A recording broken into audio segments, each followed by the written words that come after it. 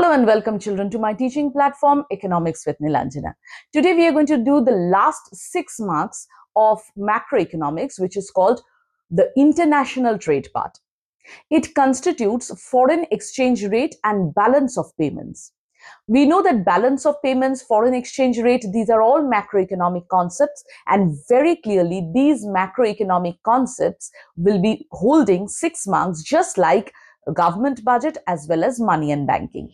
This 6 marks you have to ace, because if we do not get the 6 marks of government budget, 6 marks of money banking, and 6 marks of balance of payment and foreign exchange rate, then our macroeconomics marks may get a bit dwindled. Okay, because you see, national income and income determination, these two chapters has quite a lot amount of brain teasing questions, and as well as the numericals.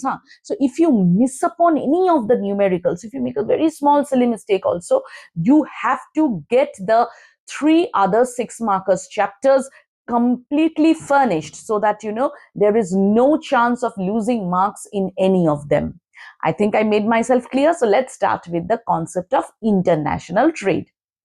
You see, India is not a closed economy, so we have to understand the transactions of this country with the rest of the world. And when we try to assess these transactions with the rest of the world, the most important areas that we can touch upon is the amount of foreign currency we have as a result of the international trade that a country does. Because without international trade, none of the countries can survive, because we do not have everything that we need. India does not have oil. So we have to, import the petroleum. If we have to import the petroleum, we have to pay them the money. And that money cannot be in rupees, because rupees is not a very strong currency in the international market. We have to do it in dollars. For that, we need dollars. And how do we get dollars? You see, dollar, dirham, pound, euros, we do not produce in our country. We do not print, right? We print only rupees.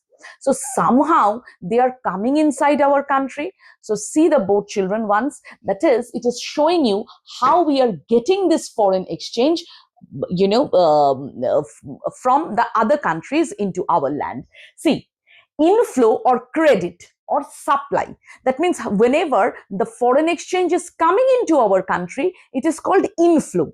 That means it is getting credited to our account. And also that means it is getting supplied. So remember, inflow is credit, is supply. How? Export of goods, A, serial number. Export of service, B, serial number. Direct purchase made by the foreigners in this country. Okay, when they make direct purchase as tourists, as medical tourists, they pay their currency in order to get the exchange in rupees to spend in our country. See, unilateral receipt, when we get grants, gifts, donations, relief, our students get scholarships in foreign universities. That is also a method of getting foreign exchange. Borrowing and recovery, when we borrow from other countries or we recover loans given to other countries. That is E. And foreign direct investment and institutional investment, which is serial number F. Now we are going to see how we are spending foreign exchange. Outflow is spending. That is, it is going out of the country. Outflow or debit or demand. Outflow means we are spending the money. When we are spending the money, it is getting debited from our account. Isn't it? That's what happens in our bank account also. When we get the salary, it is written that, this much amount is credited in your account. When we pay something, this much amount is debited from your account. So outflow is debit, which is equivalent to demand, which is demand for foreign exchange. Because when we need to spend money, we have to demand for it. We have to want the money first. Otherwise, how shall we spend? So basically, from the supply that we are getting from the inflow, we are making all the outflows or the debits, or we are actually demanding the foreign currency in order to spend them. And how do we spend them? Import of goods, over here it was export of goods for getting foreign exchange, because if we export, we get the money. Here, import of goods. If we are buying it from other country, we are getting the foreign exchange. We are actually spending the foreign exchange. Number one. Import of service. Number two, direct purchase. This direct purchase is done by the Indians when they go abroad. as students, as medical tourists, as normal tourists. Number three, unilateral transfer. We also give unilateral transfer. We also give scholarships to Israeli students, sometimes to Turkish students, sometimes to African students. If you go to the universities in Delhi, you will find lots of foreigners over there. Then lending on repayment. If we lend to some other country or repay our own loan, that is also a debit happening. And investing abroad. When Indian businessmen, they invest abroad, okay, like, few days before, Reliance purchased Hamley Toys of London, or like, Tata Motors. I think before about 6 to 7 years, bought up this thing, this Jaguar.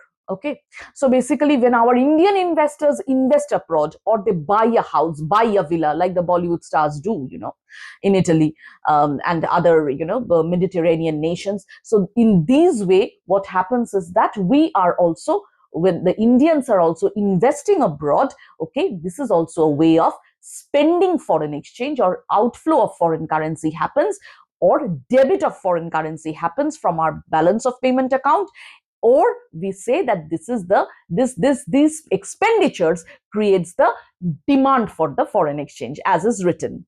Okay, now over here, A, B, and C, and D, and 1, 2, 3, and 4. That is import export of goods, import export of services. Number 3, the direct purchases made by foreigners in India, or the direct purchases made by Indians in foreign countries, as well as the unilateral receipts or unilateral payments that goes from this country. All these 4 things do not change the asset liability status of the country. As a result, they are components of current account of balance of payment. So 1, 2, 3, 4 of the outflow side, which is very much equivalent to the ABCD of inflow side, okay, they do not change the asset liability status of the country. So they are constituents of the current account of balance of payments. Whereas number E and F over here in the inflow side, that is borrowing or recovery of loan, or foreign direct investment coming into India, foreign institutional investments coming into India. Okay, and similarly from the debit side, lending money, repayment of loans, which is causing outflow of foreign exchange from the Reserve Bank of India's official reserve, or if Indian investors are investing abroad, that is also causing a debit or outflow of foreign currency from the foreign exchange reserve of the RBI. These 2 components, children, can you remember once, if I talk about, just try to imagine government budget once more. What did I say? That any loan or investment related transactions, these transactions comes under the capital account. Similarly, over here, E and F of the inflow side and 5 and 6 of the outflow side are constituents of the capital account of balance of payments. So now, if I add up the entire inflow, A, B, C, D, E plus F, and 1, 2, 3, 4, 5, 6, if we add them up, then here is the total inflow side, here is the total outflow side.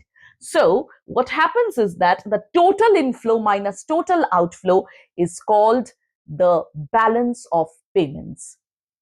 The total inflow of foreign exchange in the country minus the total outflow of the foreign exchange from this country is called the balance of payment. See, total outflow is called payment, right? Outflow माने payment. I have made the payment. अब देखो, inflow मेरे पास एक आया है, वहां से मैंने खर्चा किया है, outflow किया है, payment किया है, ठीक है? तो जो मेरा balance बच गया payment करने के बाद, so it is called balance of payments. So you see, the word itself or the terminology itself, okay, is so very much self-explanatory. So balance of payment, or we can abbreviate it as BOP. जैसे हम foreign exchange या foreign currency को forex लिखते हैं, FOREX for short form. You can write it in your examination, no problem. They are standardized abbreviations which is used throughout the world. Okay. Now, if I consider only the first 4 components, that is current account component. So all the inflow of the current account, A plus B plus C plus D, minus all the outflow of the current account component, that is minus 1 plus 2 plus 3 plus 4, is called the balance in current account. Similarly, E plus F, that is inflow due to the capital account transactions, minus 5 plus 6, that is, borrowing and borrowing plus FDI, FII, minus lending, minus investment abroad. So basically, the total inflow of capital account minus total outflow for the capital account transactions is called the balance in capital account. Okay. Now, another balance we will be studying, that is, consider only A and 1, that is export of goods or merchandise or tangible commodities which we can touch, not the services. Okay. Only merchandise I'm talking about, only export of goods minus import of goods, that is A minus 1. That is called balance of trade.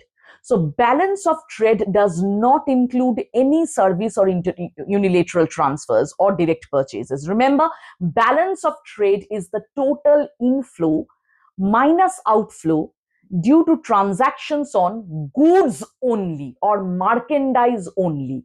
That is called balance of trade. Now, in our next part of the video, we are going to see how the official reserve of the balance of payment account actually works for the government. Remember, children, we are doing the PowerPoint study of the chapter just before your examination. So you have to be very, very clear. I'm hitting towards the concept to make it very clear to you that what are the areas you have to be completely conceptually clarified in order to ace your AISSCE economics on 18th of March 2026.